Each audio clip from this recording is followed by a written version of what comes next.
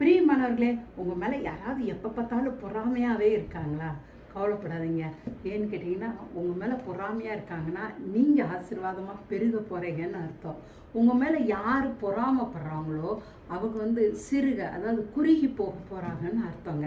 எப்படின்னு கேட்டீங்கன்னா, நீங்க யாக்கோபுல அதாவது ஆதியாகமம் 30ஆம் அதிகாரத்துல பார்த்தீங்கன்னா, யாக்கோபு வெறும் கோலோட அவங்க தாய்மாமா வீட்டுக்கு வராரு.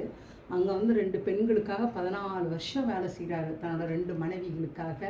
அதுக்கடுத்து 7 வருஷம் அவங்க 6 வருஷம் பார்த்தீங்கன்னா தனக்காக அங்கே வேலை செய்கிறாங்க. வேலை செய்யும்போது பார்த்தா இவனோட வேலை நிமித்தம் இவன் ஆசீர்வதிக்கப்பட போறான். ஏன்னா அவங்க மாமா சொல்லியிருப்பாரு, 14 வருஷம் நீ உன்னோட மனைவிகளுக்காக நீ வேலை செய்த, இனி உனக்காக, அதாவது இவனே சொல்லுவியா, எனக்காக நீ எனக்குன்னு நான் சம்பாதிக்கணும், எனக்கு பிள்ளைங்க இருக்காங்க, குடும்பம் இருக்குன்னு சொன்னோடனே அவன் மாமாவும் வேலையா போட்டு கொடுத்துருவாரு. ஆனா இங்க என்ன நடக்குதுன்னு கேட்டீங்கன்னா, இவன் சம்பளம் வாங்க ஆரம்பிச்சோடனே இவனோட பிசினஸ் ரொம்ப ஆசீர்வாதமா இருக்குதுங்க. இவனோட வருமானம் அதிகமானதுனால இவனோட ஐஸ்வர்யம் தனிப்பட்ட ரீதியில பிரத்யேகமா அதிகமா இருக்குதுங்க. நீங்க இதுல பாத்தீங்கன்னா வேலைக்காரர்கள், வேலைக்காரிகள், ஒட்டகங்கள், அதே சமயத்துல நிறைய ஆடு மாடு எல்லாம் யாருக்குன்னா யாக்கோபுக்கு மிகுதி ஆகிச்சாங்க. எப்படி ஒரு ஆசீர்வாதம் பார்த்தீங்களா? ஆனா இதை பார்த்தோன்னே லாபானுக்கு பயங்கர பொறாமங்க.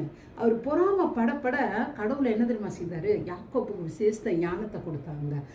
பொறாமப்பட்டு என்ன செய்தானா, யாக்கோபுக்கு 10 தடவை சம்பளத்தை மாத்தினாராங்க. எப்படின்னு கேட்டீங்கன்னா, இந்த காலத்துல மாதிரி காசு பணம்லாம் சம்பளமா தர்றது இல்லைங்க.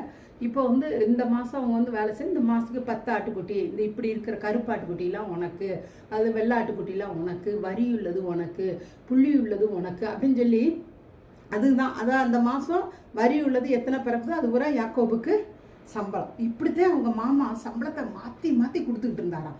ஆனால் பார்த்தீங்கன்னு வச்சுக்கோங்களேன், அந்த மாதம் பிறக்கிறது பூரா எந்த சம்பளம் சொல்கிறாங்க, வரி உள்ளதுன்னா அந்த மாதம் பூரா வரி உள்ள ஆட்டுக்குட்டியாக போடுமா, அடுத்த மாதம் புள்ளி உள்ளதுன்னு சம்பளத்தை மாற்றினா புள்ளி உள்ளதான் அந்த ஆட்டுக்குட்டி போடுமா.